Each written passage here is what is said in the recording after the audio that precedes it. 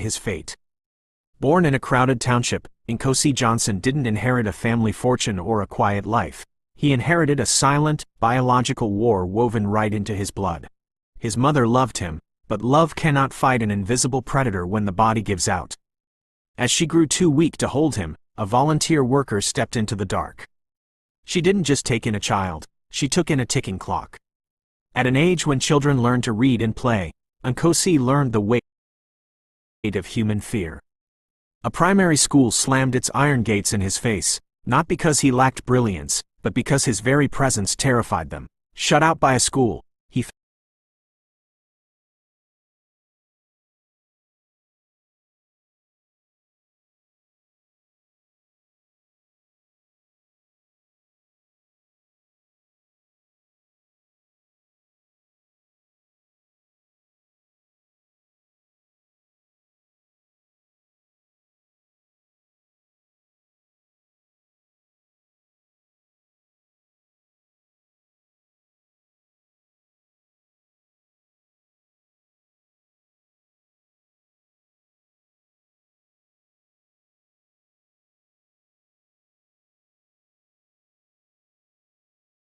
found a bigger classroom. In the summer of 2000, thousands of powerful adults gathered at an international conference to debate a global crisis. But the loudest voice in the room belonged to a boy who weighed barely 40 pounds. Swallowed by a massive podium, standing tall in a tiny suit that hung loosely from his frail shoulders, his voice shook the world. "Care for us and accept us," he pleaded. "We are all human beings. We are normal. We have hands. We have feet." The light burned with a brilliant, fierce heat, but it burned short. In 2001, at just 12 years old, the quiet warrior finally laid down his sword. Nkosi closed his eyes for the last time. He left before he could ever grow into that suit. But the boy who was denied a desk at a single school ended up tearing down the healthcare walls of an entire nation. He didn't live to see the laws change, but because he spoke, millions of children born after him finally got the chance to grow up.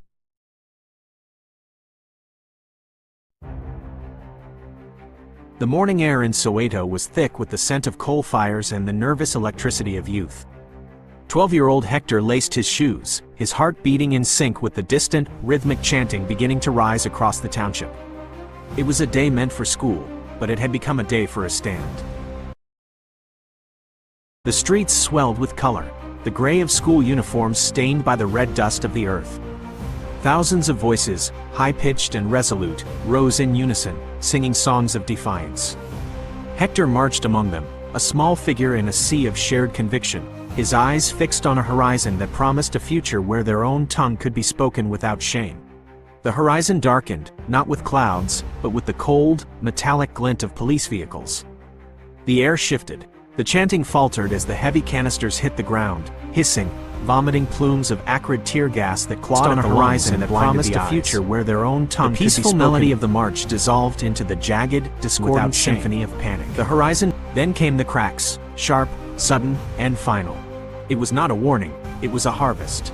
Hector, caught in the swirling gray fog, felt the world tilt. There was no pain at first, only a sudden, heavy warmth spreading across his chest, and then the sickening gravity of the earth rising up to meet him. The street became a blur of chaos. Mbuyisa, a young man who had only moments ago been a stranger, saw the boy fall. Without a thought for his own safety, he scooped the limp weight of Hector into his arms. His legs churned against the asphalt, muscles straining, his eyes searching frantically for salvation in the form of a passing vehicle. Beside them, Antoinette ran with the frantic, bird-like intensity of a sibling trying to outrun death itself. Her screams were a raw, piercing sound that tore through the gunfire and the smoke, a mother's grief in a sister's heart. She reached out, her fingers brushing Hector's slack hand, begging him to stay, begging the world to notice, begging for a mercy that was nowhere to be found. The arrival at the clinic was a blur of fluorescent lights and sterile indifference. The silence that followed the frantic entry was heavier than the gunfire had been. The doctors didn't need to speak. The hollow look in their eyes confirmed that the breath of the boy had been stolen by a system that feared the sound of children speaking begging the world to notice. Outside, the dust began to settle.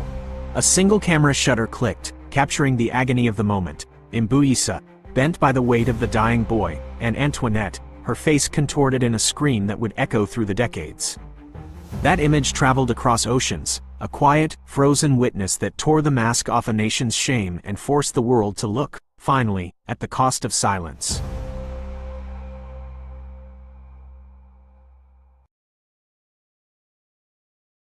The air in Money, Mississippi, hung heavy and humid that August night in 1955. It was a suffocating, insect-filled stillness that felt more like a warning than a calm. Inside the small, weathered house, 14-year-old Emmett Till was deep in the restless sleep of a boy far from his home in Chicago. He didn't know that the small, playful, perhaps misunderstood, whistle he'd let out at the general store a few days prior had already set a monstrous chain of events into motion. He didn't know that in this part of the world, for a boy like him, innocence was a luxury he couldn't afford. The silence of the night was shattered by the harsh, abrasive sound of a truck engine cutting through the darkness, followed by heavy, purposeful footsteps on the wooden porch. The door creaked open, not with a knock, but with the violence of a forced entry. Flashlights cut through the gloom like jagged blades, pinning Emmett against his bed. When the rough hands grabbed him, they didn't care about his youth or his fear. They only cared about a social order they were determined to protect with blood.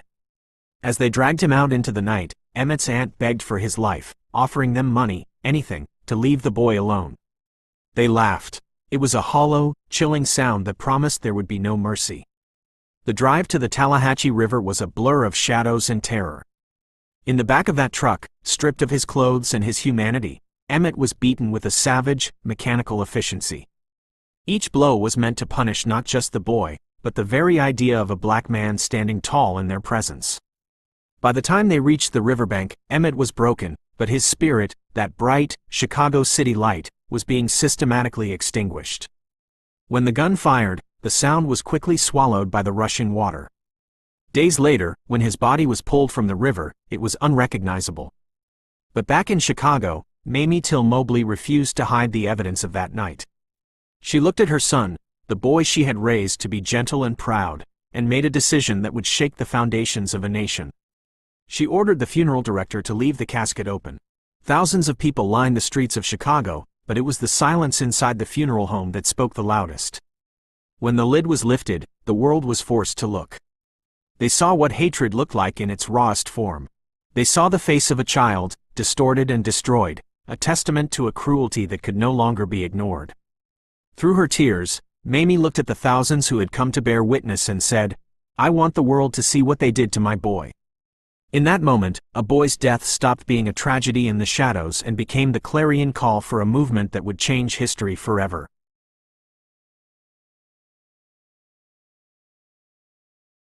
The hospital room was suffocatingly quiet, save for the rhythmic, sharp crease of paper against a small wooden bedside table.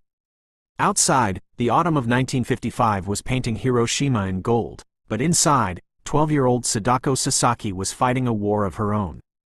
The atomic bomb sickness, leukemia, had stolen the speed from her legs, the running track she loved so much, and the color from her cheeks. But it hadn't stolen her spirit. "Just a few more," she whispered, her fingers trembling as she forced the stiff medicine wrapping paper into a perfect, sharp triangle. Her joints ached, a deep, radiating pain born from a flash of light 10 years ago that she could barely even remember. On the windowsill sat a flock of paper birds. Some were large, made from bright wrapping paper brought by friends. Others were microscopic, fashioned from the silver linings of medicine bottles. 1,000, the old legend promised. Fold 1,000 origami cranes, and the gods would grant you a wish. Sadako didn't just want to run again. Every time she tucked a paper wing, she whispered a dual prayer: "Let me get better.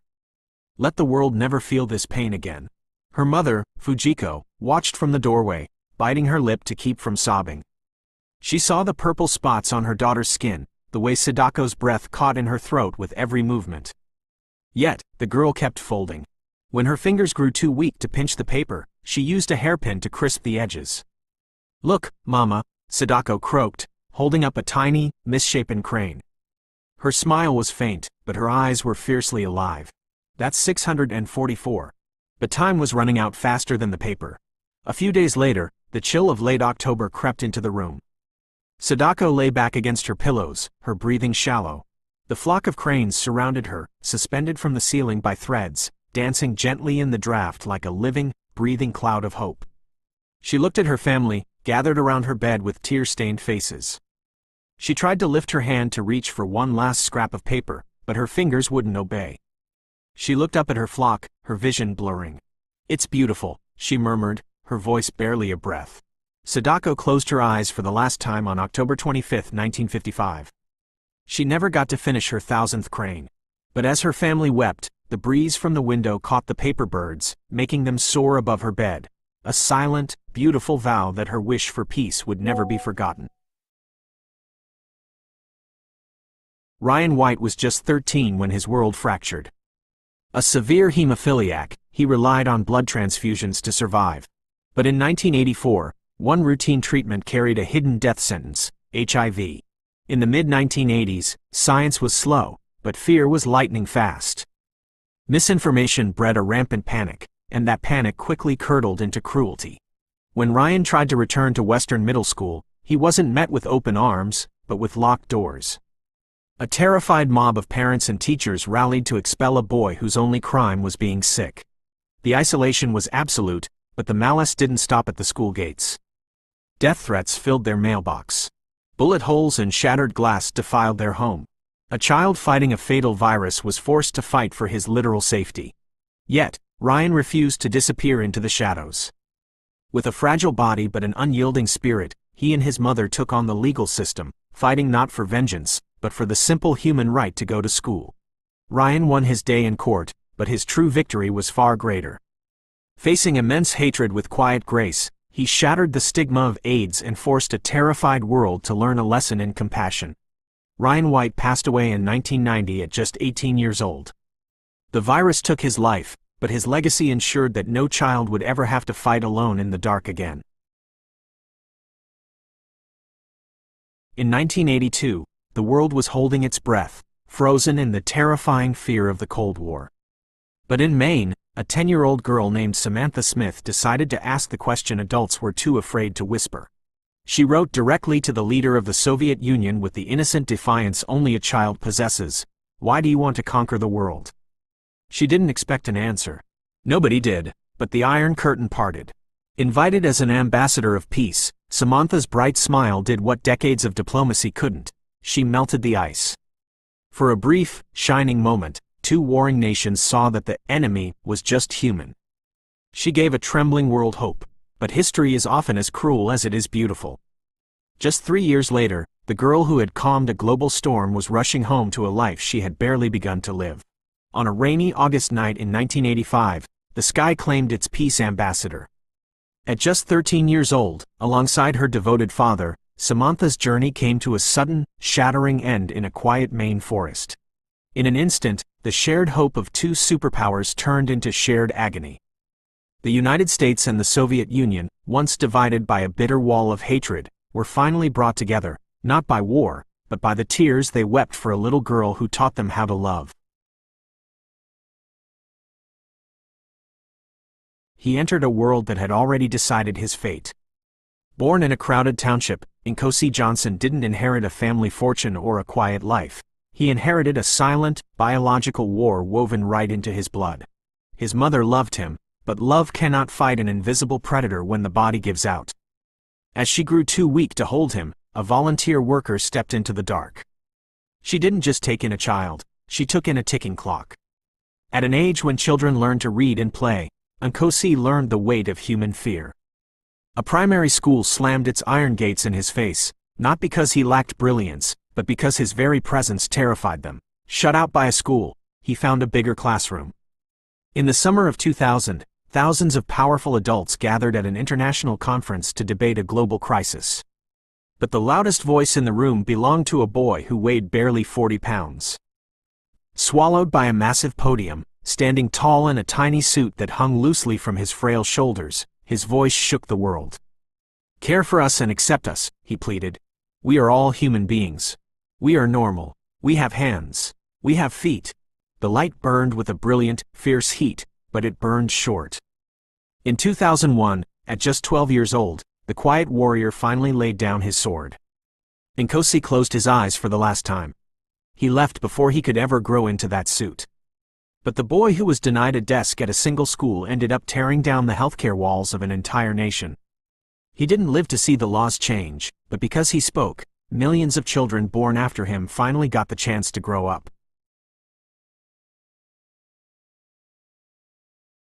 For 2 long years, the world shrank to the size of a hidden attic. But inside her diary, Anne was free. Her words didn't belong to the dark, they belonged to tomorrow, filled with the fierce, beautifully ordinary dreams of a 15-year-old girl. But history is a monster that doesn't care about tomorrow. In August of 1944, the silence they had guarded with every breath was shattered. A betrayal whispered in the shadows, and the heavy ring of boots on the stairs. They took everything: the family, the laughter, the quiet hopes whispered into the attic rafters. They left only the pages scattered on the floor, a voice abandoned in the rush into the night. Then came the camps, the bitter cold of Bergen-Belsen, where typhus burned through the barracks like wildfire.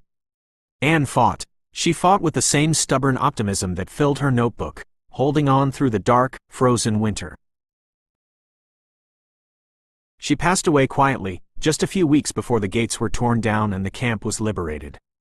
She was so close to the spring, so close to the freedom she had dreamed of. They managed to silence the girl, but they could never silence her voice. Out of the ashes of the attic, her words rose, a timeless reminder of what was lost, and a light that the darkness could never put out.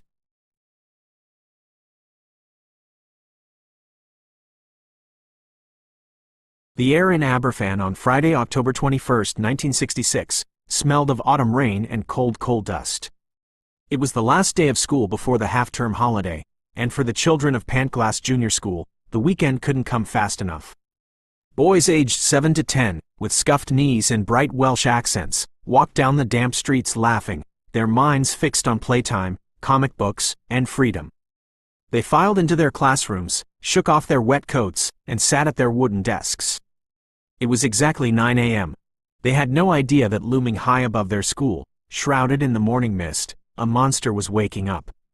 For years, the National Coal Board had been piling millions of tons of loose mining waste, called spoil, onto the mountain slopes directly above the village. Tip number 7 stood over 100 feet high.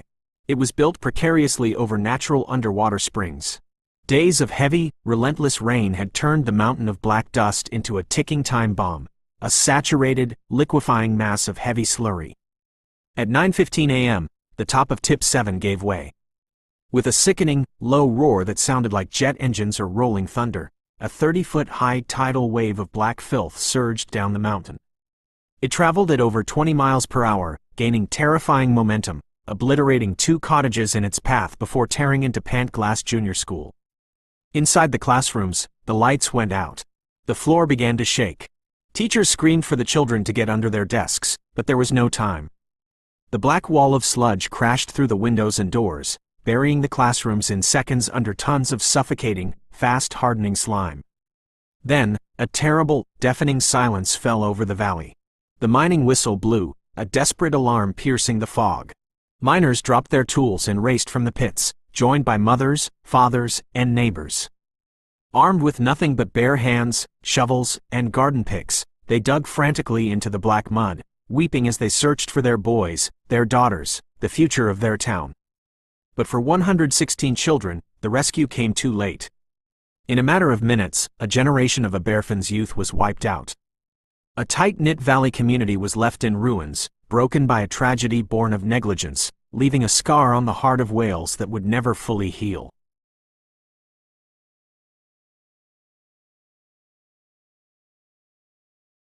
The winter of 1938 didn't just bring snow to Czechoslovakia, it brought a freezing, suffocating dread.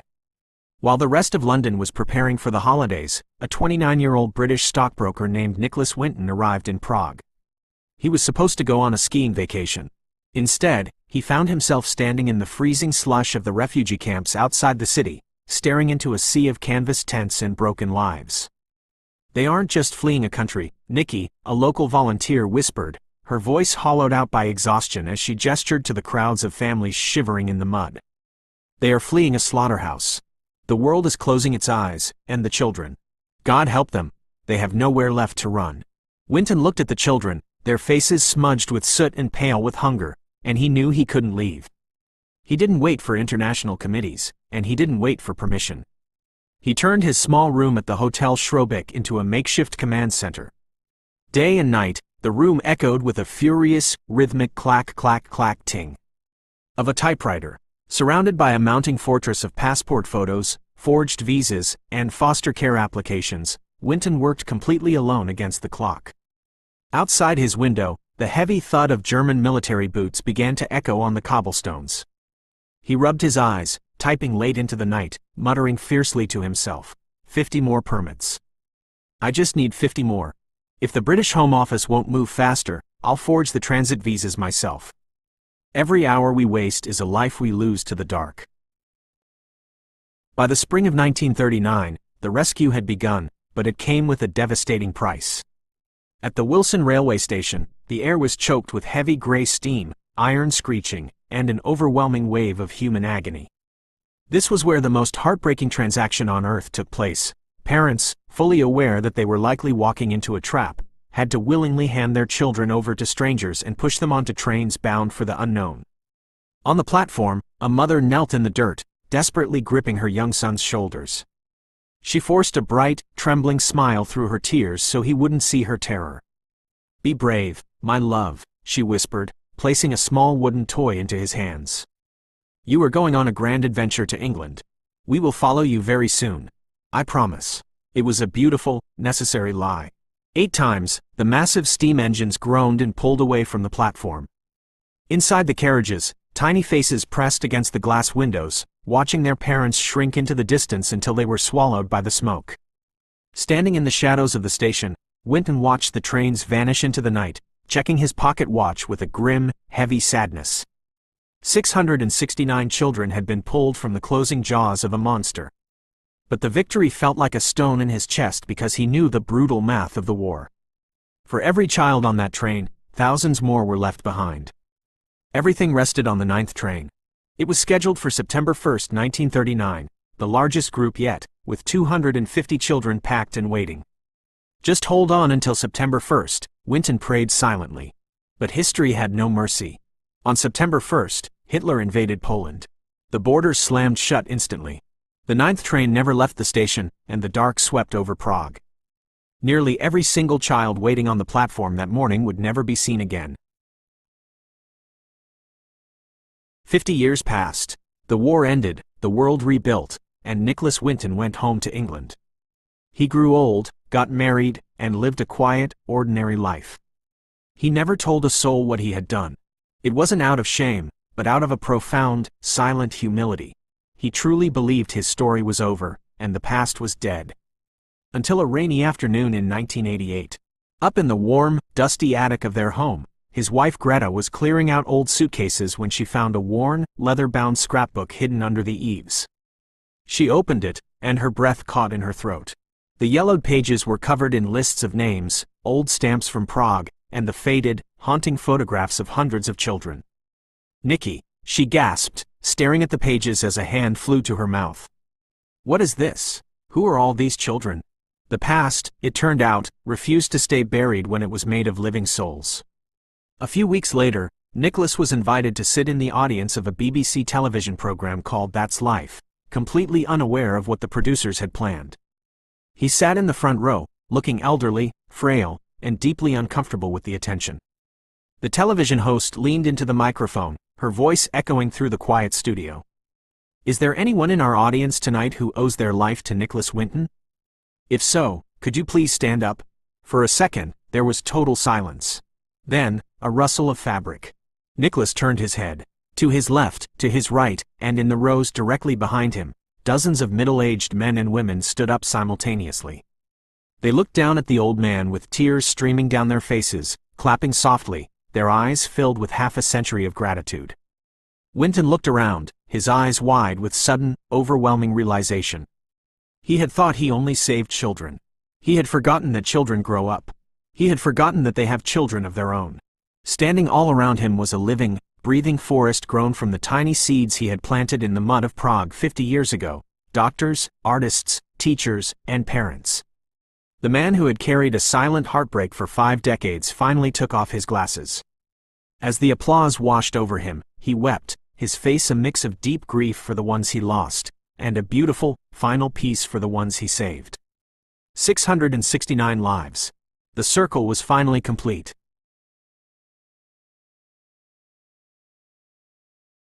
Yerevan, September 1976.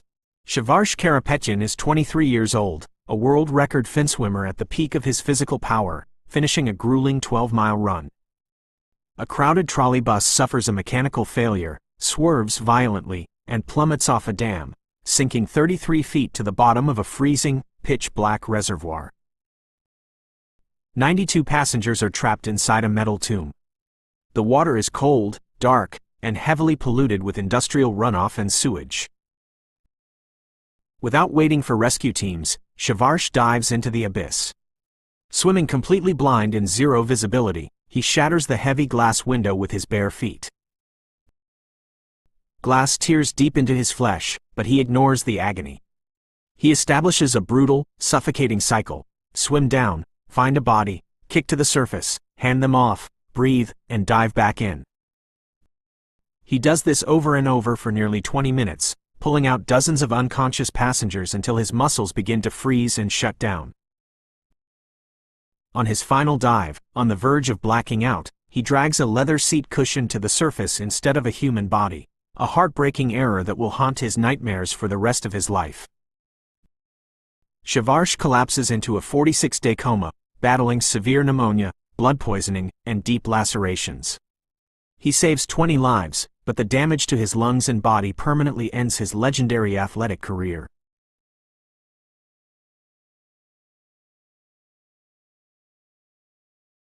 Imagine a place where the earth is so dry, it screams.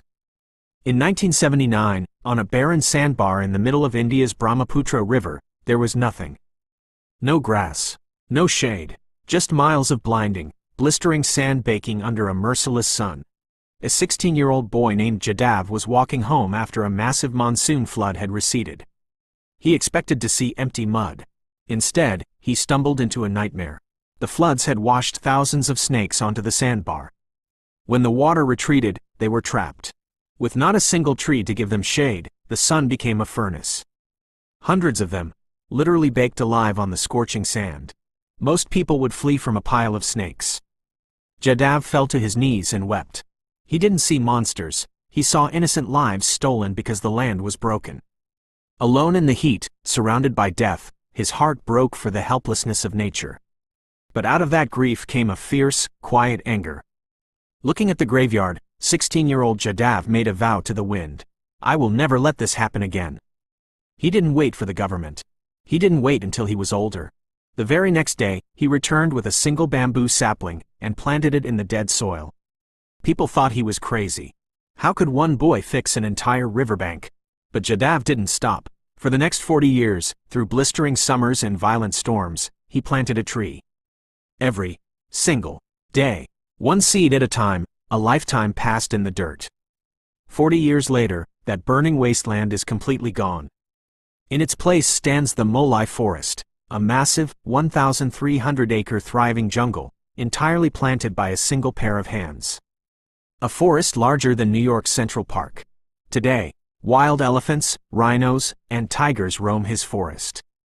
And deep in the cool, dark shade of the trees, the snakes finally have a home where the sun can never hurt them again. Jadav Payeng proved that you don't need an army to change the world. You just need a heart that refuses to look away, and the patience to plant a single seed.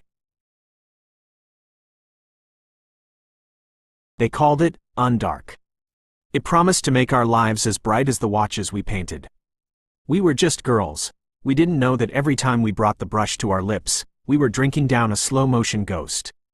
The quotas were cruel. Lip, dip, paint, they told us. Over and over, until the rhythm of the work became the rhythm of our breathing. We thought the grit on our tongues was just part of the job. It didn't start with a bang. It started with a loose tooth. Then a dull ache that wouldn't leave my jaw. I looked in the mirror, but the girl staring back looked like someone I didn't know anymore. We went to them for help, but they fed us lies. They told us it was common colds, bad blood, even rumors of moral failings. They protected their profits while our bones crumbled to dust beneath our skirts. We were dying, so we had nothing left to lose. They thought we would stay silent, huddled in our sickbeds. But they didn't know the fire of a woman who has been betrayed by the world. We didn't just fight for ourselves, we fought for the girls who would come after us. We are the Radium Girls. Our bodies are broken, but the laws we left behind are made of steel.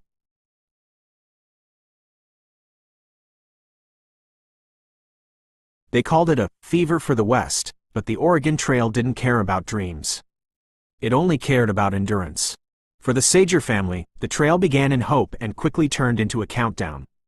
First came the crying of a newborn baby girl, born into the dust of Kansas. Then came the sickening crack of 9-year-old Catherine's leg snapping under the weight of a moving wagon wheel. Stranded in the back of a jolting, merciless wagon, Catherine could only watch as the fever took her father. They buried Henry by the Green River in a box made of fractured wagon boards. But the trail does not stop for tears. 20 days. That was all the time Naomi Sager had left before the camp fever consumed her mind. Delirious, her skin burning, she called out into a darkness only she could see. She died with the name of her children on her lips.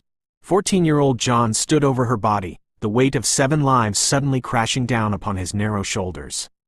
He was just a boy. A boy who should have been playing in the fields of Missouri. Instead, John Sager became a father, a guide, and a shield.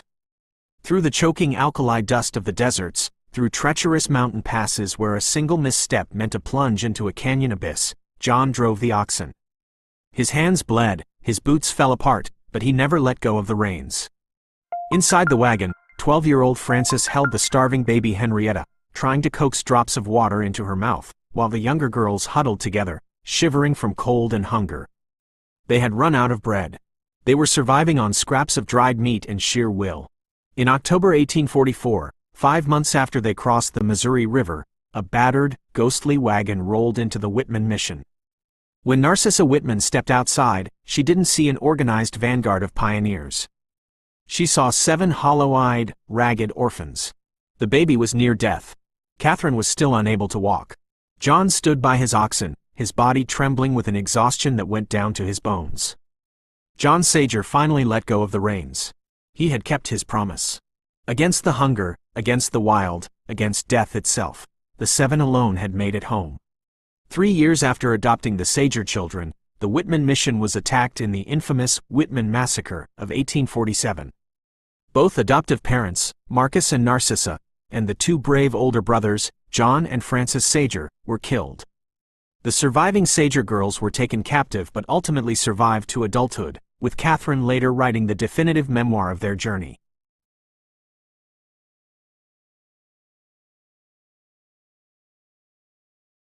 To a boy of 12, the world is measured in the stride of a horse and the warmth of the Sicilian sun. Giuseppe didn't know about the blood on his father's hands, or that Santino Di Matteo had helped orchestrate the brutal assassination of a top anti-mafia judge.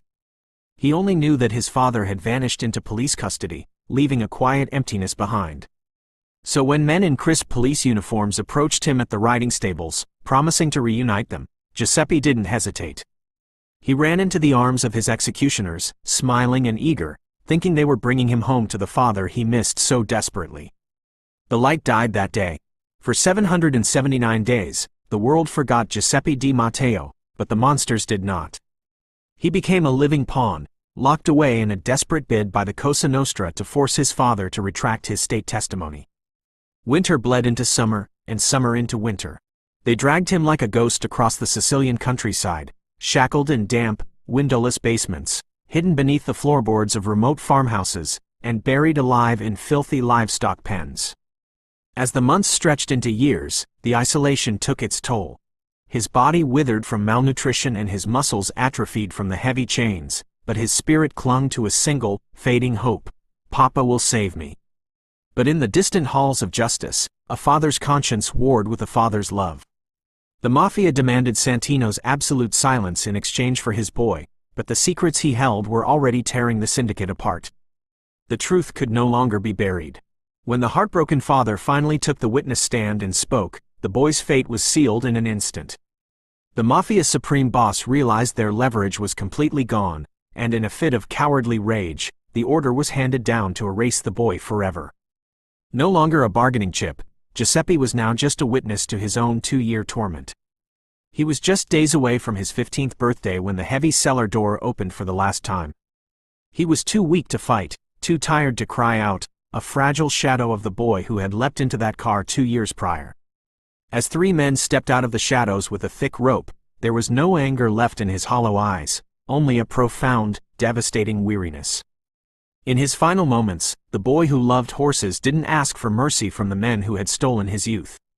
He simply closed his eyes, hoping the dark would finally let him rest. They thought they could dissolve his body in a vat of acid and erase the evidence of their shame, leaving his mother without even a grave to weep over. They thought the water would wash away his memory and protect their secrets. But you cannot dissolve a soul. Giuseppe's final breath became a wind that tore through the Omerta, the centuries-old mafia code of silence that had long paralyzed Sicily. The myth of the mob's honor died in that concrete cellar. Italy wept, Italy raged, and the public turned on the syndicates with a fury never seen before. The monsters finally learned that by killing an innocent boy, they had signed their own execution orders and condemned themselves to history's ultimate scorn.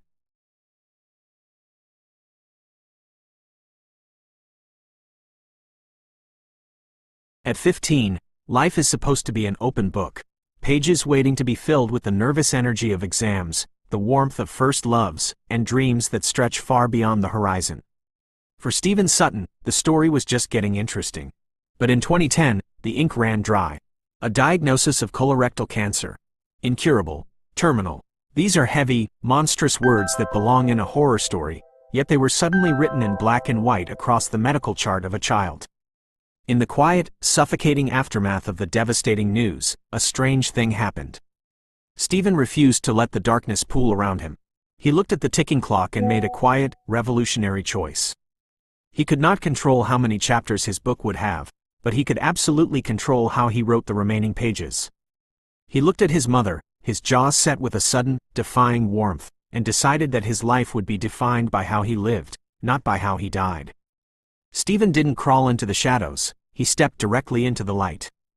He launched a blog, Stephen's Story, and with it, a humble bucket list of 46 things he wanted to experience before the music stopped. He lived at double speed, squeezing 80 years of existence into a matter of precious months. He threw himself from airplanes, hugged elephants, and played drums to roaring, packed arenas. Every moment was a strike of a match against the dark. Yet, the most important item on his list had nothing to do with thrill-seeking. Looking at his laptop from a hospital bed, surrounded by the slow drip of chemotherapy, Stephen set a goal to raise £10,000 for the Teenage Cancer Trust. He wanted to ensure that the next frightened teenager who sat in that cold doctor's chair would have a softer place to land, and a hand to hold. It was a modest seed planted by a boy who knew he would never live to sit under the shade of the tree. By April 2014, the disease had marched deep into Stephen's lungs. Breathing became a struggle, and his body began to fail. Sensing the end was near, he posted a final photograph from his hospital bed, a simple, heartbreaking wave goodbye. It was a photo of a frail boy wearing an oxygen mask, but raising a giant, defiant thumbs up to the camera. "It's a thumbs up from me," his message read. "It's a shame the end has come so suddenly, but I've had a great life." The world didn't just read his goodbye. It wept. And then, it moved. Like a sudden, roaring wildfire of human empathy, Stephen's final post broke the heart of a nation and ignited something beautiful. Across the globe, ordinary citizens, celebrities, and children raised their thumbs in solidarity. The internet fundraising page didn't just meet its target, it exploded. The numbers spun out of control, blowing past hundreds of thousands, then millions, ultimately crossing an astronomical £5 million. On May 14, 2014, 19-year-old Stephen Sutton took his final, quiet breath. The room grew still, but the light he kindled refused to go out. Stephen didn't lose his battle with cancer. He completely redefined what winning meant. Today, in hospitals all across the United Kingdom, young patients receive world-class care, find comfort, and laugh together in bright, state-of-the-art wards built entirely by the legacy of a boy who refused to be defined by his end. He taught us that we don't measure a life by its duration, but by its donation.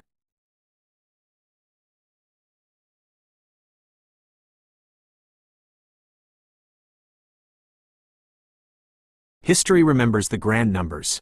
It dutifully records the 872 days of the blockade, the millions of artillery shells that defaced the skyline, and the bitter sub-zero winds that choked the streets.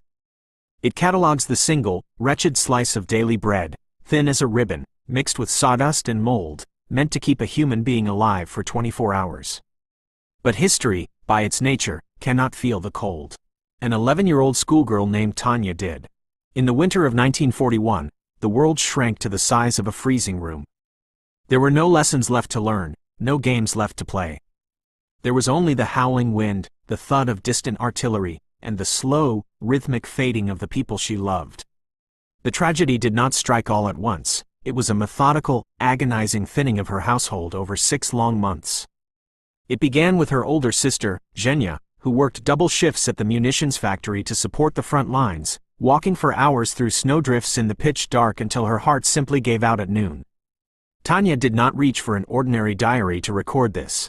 She took a small, leather-bound address book belonging to her sister Nina.